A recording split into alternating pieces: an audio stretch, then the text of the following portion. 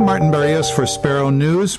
We're speaking today to Mr. Ira Mehlman. He's the media director for the Federation for American Immigration Reform. It's an advocacy group or think tank located in Washington, D.C. that advocates for immigration reform. Mr. Mehlman, could you give us an idea of what the ramifications of this case in Montana, generally for the United States? I understand that there was a ruling by the Supreme Court of the state of Montana against a public referendum that would have compelled state officials to comply with federal immigration law. Is that an accurate thumbnail sketch of what's going on? Yes, and the ramifications are that when you write ballot initiatives or when you write local legislation, that you have to be very, very precise with your language. And unfortunately, in the referendum that was passed by 80% of Montana voters, they used a definition that didn't quite comport with the federal government's definition of an illegal alien. And that seems to be what the Montana court struck down. That was the basis on which they struck it down. But the intent of the voters in Montana was very, very clear. I mean, it was overwhelming. 80% voted for this initiative that would have limited benefits to illegal aliens. Quite frankly, the people in Montana don't want to be paying for a lot of benefits and services to people who are in the country illegally. The ball should now be in the Montana legislature's court. They have heard the voice of the people. They've spoken very, very clearly. It should now be up to the legislature to come back with some amended legislation. Just pass it in the legislature. Correct the language, make your language more precise, and just do what the voters want you to do. Well, I noticed that one of the justices that opined on the case used the word infected. I'm not an attorney, but it seems like an odd term to use in an opinion in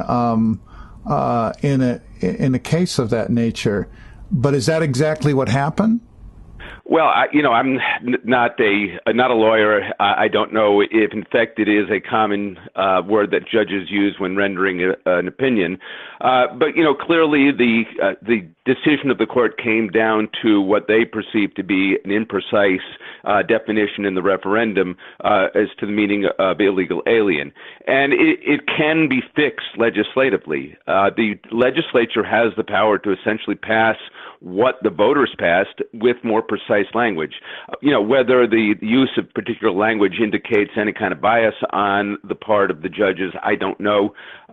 But clearly this is a fixable problem, and it's also very, very clear what the intent of the voters in Montana was, and that hasn't changed since 2012. Now, I noticed that there's been an effort on the part of some Republicans to insist on the use of the term illegal alien. I believe it was at the Library of Congress. Is there kind of a pushback among Democrats or immigration advocates to just eliminate the term from the law? What's going on? Yes, and that's separate from what happened in Montana. What they are objecting to is, the case that you mentioned, the people who want to eliminate the use of the term in illegal aliens in colloquial speech or in news coverage or even in the Library of Congress. They're objecting to it because look, I mean, anytime you're engaged in a political debate, you want to control the language. But illegal alien happens to be a legal definition. Anybody who is not a citizen of the United States is considered an alien. That word has been in the statutes since going back to the beginning of our republic. And somebody who is an alien and here without permission of the government is an illegal alien. Now, So what was the difference in the language used then by Montana then? Well, because that was in a legal context. There is a precise legal definition of illegal alien. What the Library of Congress and some of the advocates for the illegal aliens are talking about is the use of it in more colloquial situations. They simply don't like the term. They would rather come up with some more obscure term that makes the fact that somebody is in the country without permission sound less serious. As it stands now, does this mean that illegal aliens, undocumented aliens, whatever you want to call people of this in this sort of situation, are they now able to receive the benefits that had previously been denied or questioned in their case? I'm not sure about what this is going to mean. This is obviously a brand new decision. How it's going to affect policy in Montana, that generally takes a little time for them to sort that out. But in the interim, this should go back to the legislature. They've gotten a mandate from the people in Montana to deny non-emergency, non-essential benefits and services to people who are in the country illegally. And the legislature has the capacity to act on this. It really would require simply, some modification of the language without changing anything in the concept. Who are some of the actors involved in this? I notice that there's an attorney who argued the case and also is a member of the faculty at the University of Montana Law School, Hausrath. Is he sort of typical of these advocates for legal and illegal immigration? There is a network of advocacy groups all across the United States, and anytime there is any kind of local effort to restrict benefits or services to illegal aliens or to comply with federal efforts to enforce immigration laws, they generally come forward and file some kind of suit. They seem to have virtually unlimited resources to challenge everything. I'm not familiar with the folks in Montana. It's a state where not a whole lot goes on in terms of immigration litigation, to my knowledge. But certainly, they are active probably in all 50 states. They are well funded by a variety of foundations around the country. Some of them even get government grants under the guise of community outreach. But this is nothing unusual. Whenever and wherever there is an effort to enforce laws and to protect taxpayers, they are usually there to file some kind of lawsuit. Which would you identify as the most effective or most powerful of these groups?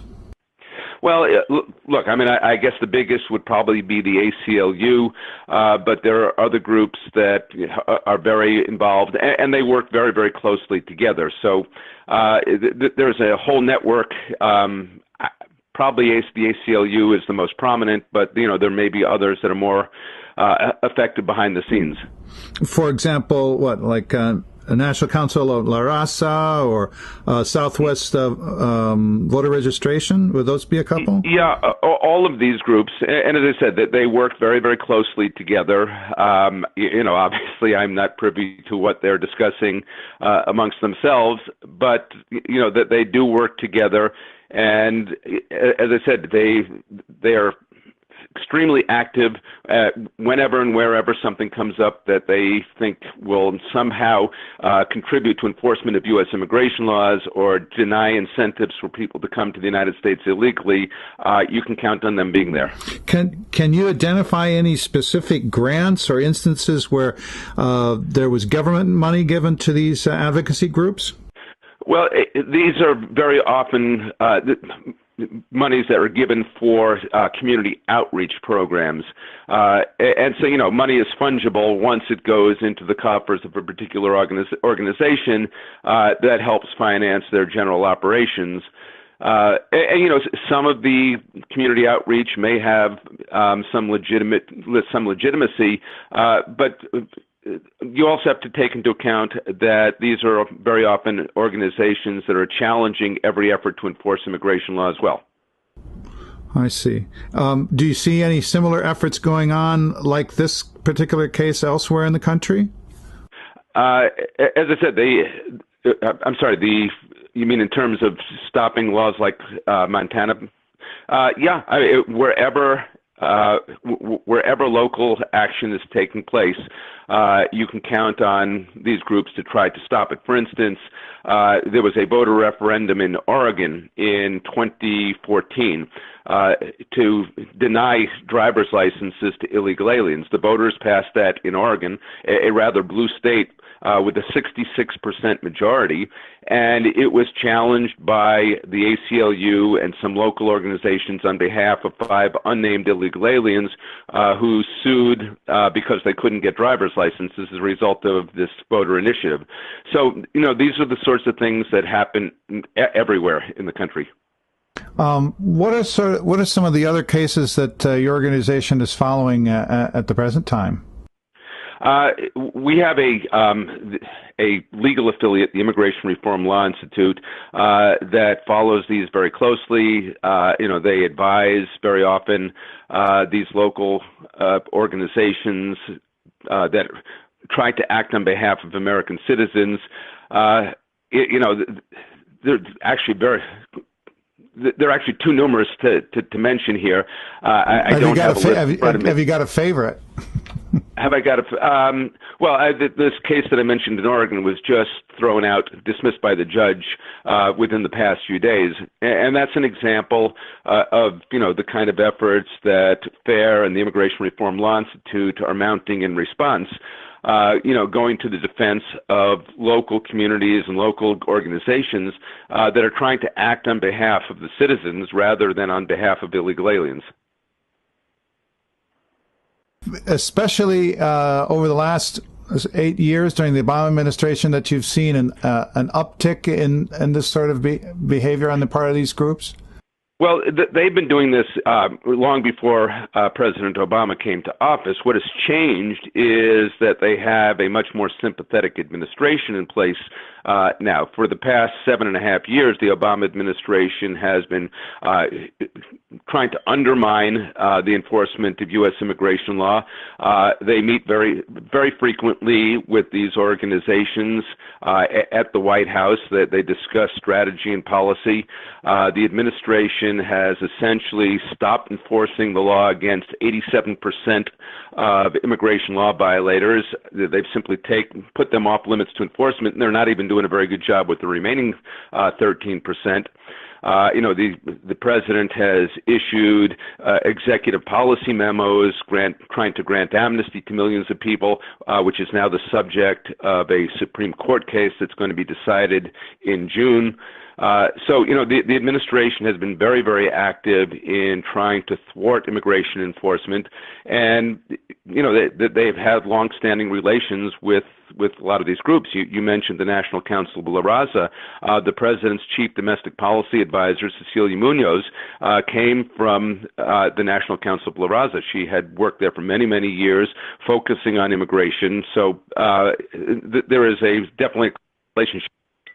Is it likely that because Justice Antonin Scalia has not yet been replaced, that there could be a hung jury, so to speak, this summer on the case that you mentioned?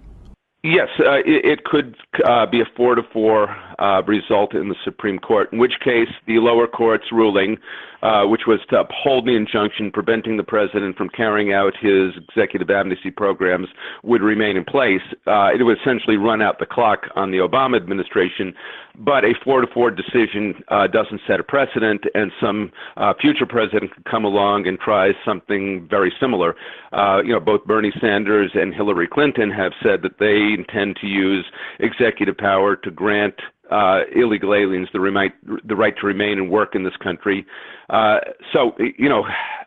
We would hope that just on a purely constitutional basis, that the justices would recognize the danger of doing this, that once you go down the road of saying a president can substitute his own policies for the laws of this country, that is a very dangerous precedent that inevitably will come back to bite us. Apart from immigration, how do you think they would come back to bite us?